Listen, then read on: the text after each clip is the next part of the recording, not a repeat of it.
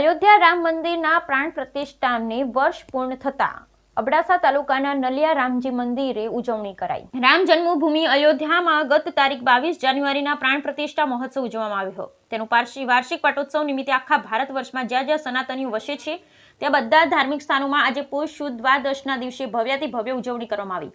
તેના ભાગરૂપે અબડાસા તાલુકા મુખ્ય મથક નલિયા ખાતે બજાર ચોક રામ મંદિર મધ્યના સમસ્ત સનાતન હિન્દુ સમાજ દ્વારા સમરસ મહાઆરતી આયોજન કરવામાં આવ્યું હતું। આ સંગીતમય આરતીની સાથે સાથે રાસ ગરબાનું પણ આયોજન કરવામાં આવ્યું હતું। કાર્યક્રમમાં હિન્દુ સમાજની બધી જ્ઞાતિઓના ભાઈઓ બહેનો મોટી સંખ્યામાં જોડાયા હતા।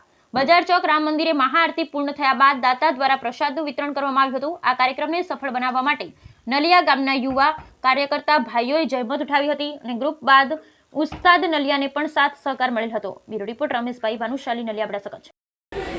જય શ્રી રામ।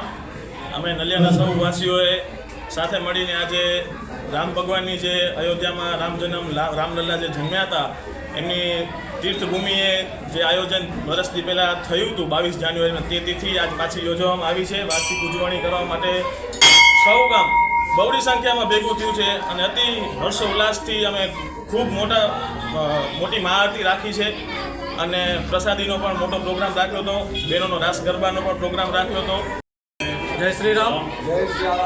અયોધ્યામાં પ્રભુ શ્રી રામના 500 વર્ષના ઇતિહાસ બાદ જે પુનઃ પ્રાણ પ્રતિષ્ઠા થઈ એ નિમિત્તે જે ગયા વર્ષે પોષ સુદ બારસના પ્રભુ શ્રી રામની અયોધ્યામાં જે પુનઃ પ્રાણ પ્રતિષ્ઠા થઈ અને આખા ભારત દેશે અને સમસ્ત હિન્દુ સમાજે જે ભવ્યથી ભવ્ય ઉજવણી કરી અને એ જે ઉત્સવ મનાવ્યો હતો એની વાર્ષિક તિથિ એટલે કે પાટોત્સવ નિમિત્તે આખા ભારતની અંદર જેમ અયોધ્યામાં ઉત્સવ ઉજવાય છે એવી જ રીતે બધા જ ભારતના ગામોમાં જ્યાં પણ રામજી મંદિર છે અન્ય જે